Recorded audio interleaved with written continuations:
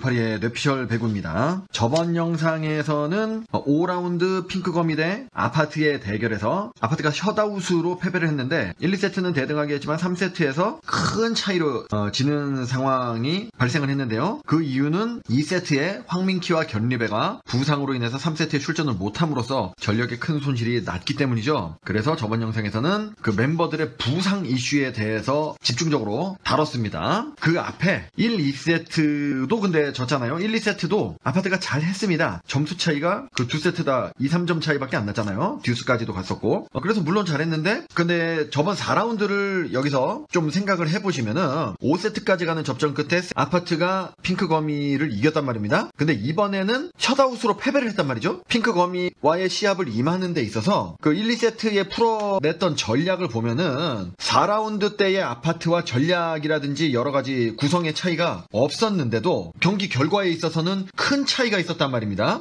접전이었다는 점에서는 둘 다 강팀이니까 그거는 차이가 없지만 세트 스코어에서 엄청나게 차이가 났죠. 왜 똑같은 방법을 썼는데도 아파트가 이렇게 차이가 많이 나게 안 좋은 결과가 나왔을까요? 차이가 없는 게 이유였습니다. 똑같은 전략을 들고 나왔기 때문에 결과가 엄청 다르게 나온 거예요. 그게 무슨 말이냐? 상대 팀인 핑크거미가 똑같은 핑크거미 팀이라면은 똑같은 전략으로 이겼겠지요. 똑같은 선수 구성과 똑같은 작전으로 이겼을 것입니다. 그런데 4라운드 때의 핑크거미랑 5라운드 때의 핑크거미는 완전히 다른 팀입니다. 선수 구성도 상당히 바뀌었고 포메이션도 엄청나게 바뀌었고 중간중간 세트 플레이, 패턴 플레이의 공 분배도 많이 바뀌었습니다. 그런데 아파트는 동일한 전략을 들고 나왔죠. 핑크거미가 그렇게 팀의 그런 운영 방향을 전폭적으로 수정을 하고 나온 이유는 하나죠. 아파트에게 이겨야 된다라는 일념으로. 그래서 4라운드 때 후추 저축은의 하고의 시합에서 킴예를 한 칸 떨어뜨리는 로테이션을 실험적으로 한번 도입을 해봤고 5라운드 첫 번째 시합 전매청 한 번 더 실험을 했는데 이번에는 완전히 옐킴이 대각을 이뤄서 아웃사이드 히타 포지션에 있는 원래 양김 면팀장하고 월드킴이 대각을 이루던 것을 옐레나와 킴이 대각을 이루도록 매우 모험적인 로테이션을 테스트를 해본 것입니다. 그래서 그때 테스트를 했을 때도 이겼는데 그때 한번 테스트를 해봤기 때문에 더욱더 익숙해졌죠. 그 포메이션에. 그러니까 1위인 아파트팀도 잡을 수가 있었던 것입니다. 핑크거미의 승리 요인은 그렇게 요약을 하면 끝날 것 같습니다. 그 새로운 전략이 5라운드 저번 시합인 전매청과의 시합하고 동일한 전략이거든요. 그래서 그때 영상을 참고하시면은 핑크거미의 승리 요인에 대해서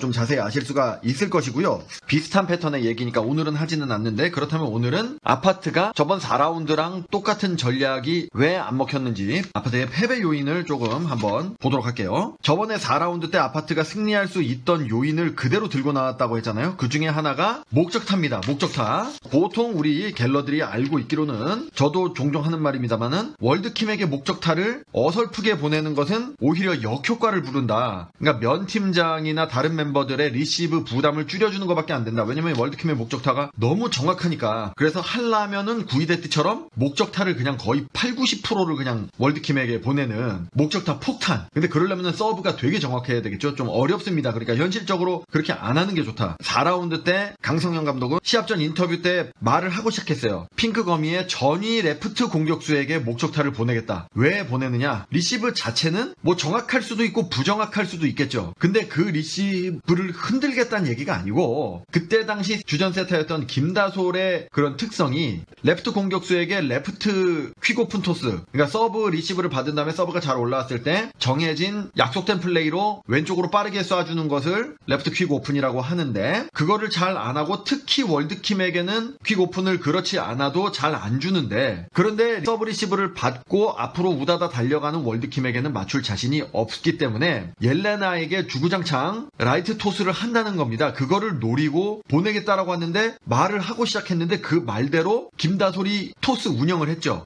월드킴이나 면팀장이 받으면은 어김없이 옐레나에게 그냥 백토스를 했습니다. 거의 90% 이상 그런 식으로 운영을 했기 때문에 아파트의 블로커들은 옐레나만 막으면 됐었어요. 왼쪽은 버리고. 그러다 가끔 왼쪽으로 온다? 그거는 그냥 막을 수도 있고 못 막을 수도 있고 그냥 운에 맡기고 옐레나만 반드시 막겠다라는 일념으로 성공을 했습니다. 그래가지고 마치 김다솔이 핑크 거미팀의 작전을 수행하는 게 아니라 아파트팀의 작전을 수행하는 것처럼 강 감독이 시키는 대로 하는 것처럼 마치 그런 느낌을 받을 정도로, 진짜로 그러진 않았겠지만 뭐 그런 느낌을 받을 정도로 답답함을 느낀 갤러들이 많았습니다. 그래서 이번에도 똑같이 레프트 공격수, 즉 아웃사이드 히터에게 목적타를 보내는 작전을 구사를 했는데, 이게 문제가 저번 시합에는 킴하고 면팀장이 대각이었거든요. 4라운드 때는. 그러니까 전위에 있는 사람에게 목적타를 넣었어요. 딱 반반으로. 예, 동일한 개수로 이렇게 딱 넣었거든요. 그것도 뭐 우연히 그렇게 된 거긴 하지만. 자, 근데 지금은 변수가 생겼죠. 월드킴과 면팀장이 대각이 아니에요. 대각이 아니고 한 칸 떨어져 있습니다. 한 칸이 떨어져 있어. 둘이 전후위에 번갈아 가면서 있는 경우도 있지만은 1번 자리, 2번 자리 이렇게 로테이션 6번 자리까지 있잖아요. 그러면은 6턴이 있는데 6턴 중에 한 번은 둘 다 전위에 있는 경우가 있고, 한 칸 건너 떨어져 있으니까 두 칸 건너 떨어져서 대각이 되면은 전후위가 갈리는데, 지금은 옐레나랑 킴이 전후위가 완전히 갈리는 시스템이고, 킴과 면팀장은 6턴 중에 한 번은 둘 다 전이고 한 번은 둘 다 후위에 가는 이런 상황이 됐어요. 그러니까 그럴 때는 누구에게 줄지 좀 헷갈리죠, 그죠? 근데 그때 그냥 킴에게 준 거예요. 그러니까 지금 기록지를 보시면은 월드킴의 점유율이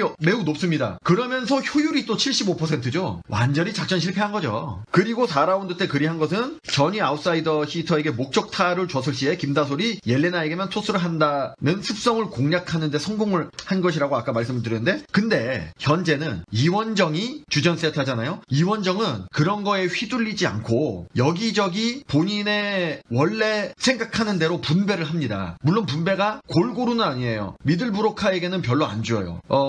좌우 쌍포를 적극적으로 많이 활용하고 가끔 가다가 면팀장으로 허를 찌르고 시간차 같은 걸로, 그런 걸로 해서 김다솔처럼 예측이 가능한 세타가 아니에요. 적절하게 상황에 맞게 분배를 하기 때문에. 그래가지고 어떤 유튜버는 그 전매청에 염치기가 있다면 핑크에는 원치기가 있다, 뭐 이런 식으로 재밌게 썸네일을 뽑아낸 유튜버도 있었긴 있었던데, 그러니까 차라리 월드킴이 아니라 목적타를 면팀장에게 줘서, 그러니까 세타를 공략하기 위한 목적타가 아니라 면팀장의 리시브 불안을 유도하는 그런 걸 줬었으면 어땠을까 하는 생각을 아파트 팀 갤러들은 좀 아쉽게 그렇게 생각을 하더라고요. 월드킴이 리시브 효율이 너무 미친듯이 이번에는 특별히 또 좋았기 때문에. 그런데 그렇게 했었어도 요즘 면팀장도 리시브가 많이 올라왔거든요. 그래도 면팀장이 약간 더 흔들리는 건 사실이니까. 근데 그렇게 줬었으면은 오히려 월드킴이 더 공격에서 더 자유로워지는 결과를 초래할지도 모르잖아요. 그러니까 어떻게 됐을지는 모르죠. 예, 결과적으로는 모를 수가 있습니다. 예, 첫 번째로는 그 목적타가 좀 잘못되지 않았나 그렇게 생각이 되고, 그리고 두 번째로 생각한 것은 4라운드 때 아파트가 5세트 접전 끝에 1, 2, 5세트를 이기고 1, 2세트 이기고 3, 4세트를 지고 5세트를 승리해서 시합을 이겼습니다. 승점 2점을 그때 획득을 했는데, 그 차이를 제가 그때 분석을 했지 않습니까? 다른 건 차이가 없는데 멤버가 차이가 있었습니다. 멤버가 누가 차이가 있었냐면은, 이긴 세트에서는 선발 아웃사이드 히터가 밀가루 여신 고예림이었고 3, 4세트 때는 정지훈이 선발로 나왔어요. 그래서 정지훈은 공격, 고예림은 수비, 이런 목적으로 사실 투입을 하는 건데, 고예림을 투입해서 리시브랑 디그를 보완하는 것이 핑크 스파이더에게는 알맞은 전략일 것이다라는 그런 분석이 좀 나왔죠. 왜냐하면은 좌우 쌍포가 조금 너무 높기 때문에, 핑크 같은 경우는 옐레나랑 킴이 너무 높기 때문에 그런 거에 비해서 미들브로카가 좀 낮지 않습니까? 이거는 뭐 웬만한 갤러들은 이제 다 아는 거죠. 그래서 핑크 스파이더스가 그동안 고전을 했던 팀이, 아파트는 말할 것도 없고 양뽕도 있고 이다현도 있고 후보인 나현수도 키가 굉장히 크고 뭐 그런 게 있으니까 말할 것도 없고, 전매청에게도 고전합니다. 전매청에 키가 높은 미들브로카가 굉장히 많이 있으니까. 그리고 기름집에도 좀 고전을 하죠. 미들브로카 쪽으로 공략을 하는 게 유리합니다. 예, 유리한 게 사실이에요.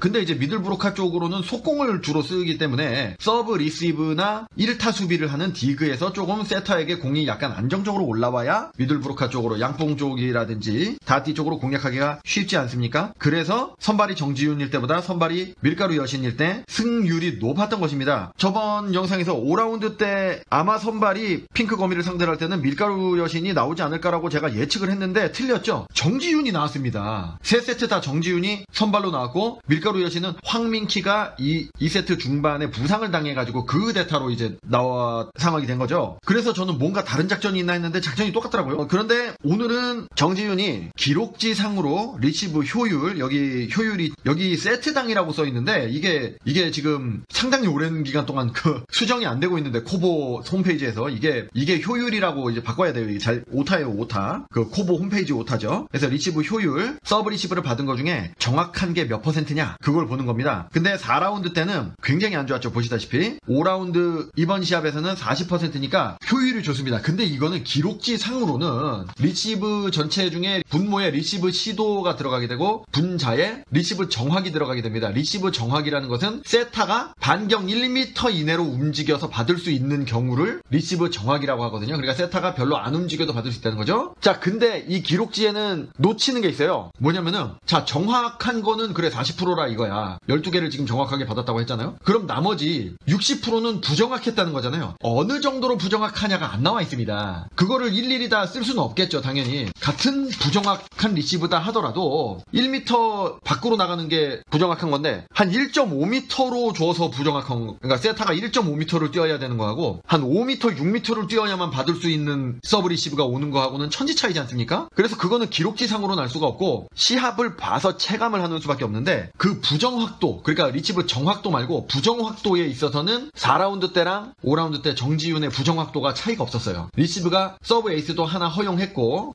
정지윤한테 가는 공이 너무 멀리 날아가가지고 김다인 세타가 그 별명이 페페인데 그 개구리 있잖아요. 애잔한 개구리. 김다인 세타가 토스로 올릴 수 없는 공들이 많았다. 1, 2세트 지면은 아마 강 감독은 고예림으로 정지윤을 교체를 했을 가능성이 높은데 황민키가 나가는 바람에 정지윤을 계속 쓸 수밖에 없었습니다. 일단 2세트에는. 왜냐면 고예림이 황민키 대신 들어갔으니까 그거를 내피셜로 좀 예측해 볼 수가 있고, 그래서 보통 서브 리시브가 불안하게 올라오면은 어쩔 수 없이 중앙 속공은 정밀한 토스를 요구하니까 못 쓰고 미들 브로카에게 주는 미들 속공 또는 외발 이동을 주지 못하고 양 사이드로 보통 줘요. 예, 양 사이드로 오픈이죠. 퀵 오픈이 아니고. 그런데 사이드가 안 통하는 거예요. 왜냐면은 일단 옐킴이 높고 옐킴이 높은 대신 김다솔이 높이가 낮으니까 김다솔 앞에 있는 공격수에게 토스를 줬으면 되는데, 근데 이원정이 있었잖아요. 그래도 초반에는 이원정이 옐킴보다는 키가 작으니까 토스를 많이 줬습니다. 정지윤 쪽으로도 주고 고예림 쪽으로도 주고. 우승 청부사로 알려져 있는 복동 이원정 선생이 블러킹을 4개나 잡았어요. 그냥 블러킹이 높다는 거를 간과한 겁니다. 이게 이원정이 블러킹이 굉장히 높다는 것은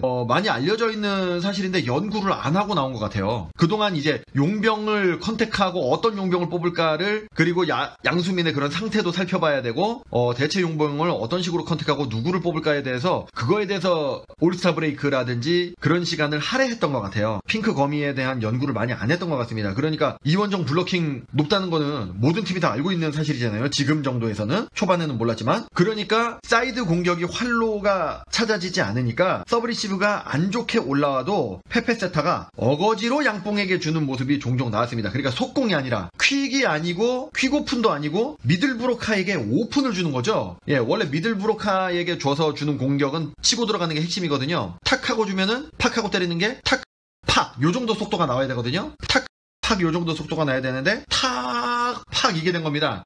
미들 브로카에게 오픈을 준 거죠. 이거를 이제 갤러들의 이제 전문 용어로 중뻥이라고 해요. 중앙 뻥 토스의 줄임말인데, 이게 원래 뻥 토스라는 거는 남자 배구에서 주로 하는 사이드 공격수 중에서 에이스에게 이제 하이볼 상황이라든지 문정 혼정 상황에서 어쩔 수 없이 약속된 플레이를 못할 때 그냥 높게 천천히 줍니다. 사이드 공격수에게. 그러면은 최대한 높이 뛰어가지고 그 공격수가 해결해 주기를 바라는 어쩔 수 없는 그 토스거든요. 여자 배구에서는 요번 시즌에 유교세타 이윤정이 토스가 너무 느리고 사이드로 가는 토스가 너무 높고 느려서 왜 이렇게 뻥 토스를 하냐 이렇게 비판을 많이 받은 적이 있습니다. 지금은 많이 개선이 됐죠. 근데 그 뻥 토스를 미들 브로카에게 하는 게 나오기 시작하면, 즉 중뻥이 슬금슬금 나오기 시작하면은 그 팀이 질 가능성이 높습니다. 왜냐면 공격 활로를 모색을 못했다는 거거든요. 그러니까 미들 브로카의 개인적인 능력에 의존한다는 거예요. 특히 2세트 말에 듀스 접전 때 너무 중요하니까 양뽕 몰빵을 했습니다. 예, 그렇게 해가지고 괜찮게 잘 됐어요. 양뽕의 그런 전매 특허, 담 넘어가는 구렁이 공격 이런 걸로 계속해서 이제 듀스 랠리를 이어갔거든요. 그래서 그게 당연히 중앙에서 오픈을 하니까 성공하기가 되게 힘들 거 아닙니까? 그나마 양뽕이니까 하드캐리에서 14점이라도 낸 것입니다. 기록을 보시더라도 양뽕이 4라운드 때 핑크검이랑 할 때는 점유율이 15%였어요. 5라운드 이번 시합에는 20%로 올라갔습니다. 양뽕에 지나치게 의존했다는 거죠. 근데 그게 계속 의존할 수 있으니까, 그렇게 그렇게 의존을 했을 때 4라운드처럼 옐킴이 붙어있는 로테이션이라면은 핑크 스파이더스가 후위 지옥이 언젠가는 올 거 아닙니까? 사이드 아웃이 교대로 되다 보면은. 그럼 후위 지옥에 빠지면은 듀스에서 2점 연속으로 양봉이 넣으면 그냥 이기는 거예요. 핑크 거미가 그 로테이션이 아니기 때문에 연속 득점을 하기가 어렵습니다. 예, 랠리를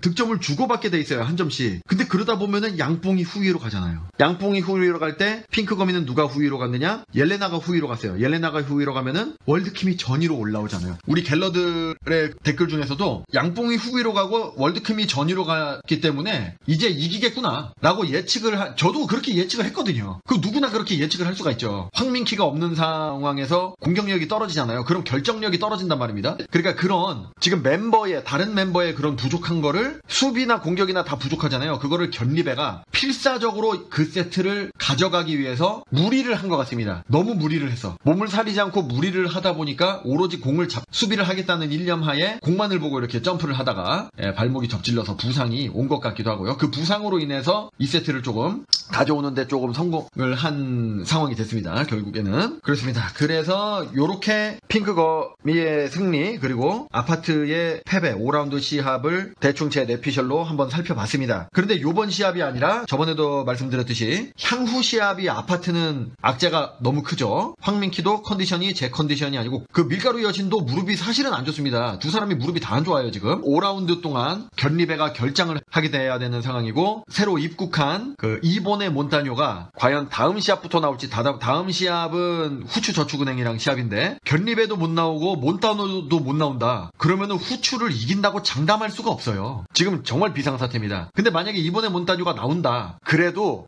이번에 몬타뇨가 아무리 그리스 리그에서 득점왕을 했다 하더라도 어디에서 득점을 했다 그랬지? 득점왕을 했다 그랬지? 정확히 기억은 안 나는데 그리스였던 것 같아요. 그리스 리그에서 득점왕을 했다. 이제 터키 2부 리그로 간 거잖아요. 근데 터키 2부 리그에서 지금 그렇게 흔쾌히까지는 모르겠지만 터키 2부 리그에 이제 유일하게 이제 아포지시면서 외국인이란 말입니다. 그러면 중요 멤버일 수 있잖아요. 근데 아무리 아파트에서 이적료 같은 거, 임대 이적료 같은 거를 많이 줬다고 하더라도 그 외국인 아포짓을 이렇게 줬다? 거기서 맹활약을 펼치지 않았을 수가 있습니다. 정말 중요한 전력이라면 안 줬을 거예요. 이번에 몬타뇨의 경기력 그리고 동영상이 좀 찾아보면 좀 있잖아요. 이번에 동영상을 좀 찾아볼 수가 있는데 하이라이트 영상을 찾아보는데 물론 하이라이트니까 되게 잘한 것만 뽑아놨을 거 아닙니까? 근데 엄청나게 파괴적이다라고까지는 생각이 안 들거든요. 우리나라 다른 용병들에 비해서 매우 잘한다? 라고 생각이 안 들어요. 얼마나 활약을 해줄지가 좀 미지수입니다. 물론 잘하면 좋겠죠. 이번에 몬타뇨도 제2의 배구 인생을 한국에 대한 인상을 좀 좋게 받기 위해서라도 팀 멤버들과 또 아파트 팀 멤버들은 친화력이 다 좋기 때문에 외국인 멤버가 와도 금방 자연스럽게 녹아들고 한 가족처럼 지낼 수가 있을 겁니다. 어찌됐던 간에 지금 정황상 양수민이 완전 교체가 된 걸로 보이잖아요. 인스타그램에도 훌륭한 팀이었다 뭐 굿바이 뭐 이런 식으로 올렸다는 말이 있고 그렇기 때문에 이번에 몬타뇨로 챔피언 결정전까지 끌고 갈 수밖에 없는 상황인데 아파트 입장에서는 이번에가 훌륭한 활약을 하기를 바라면서 오늘의 영상을 또 마치겠습니다. 뇌피셜 배구였습니다.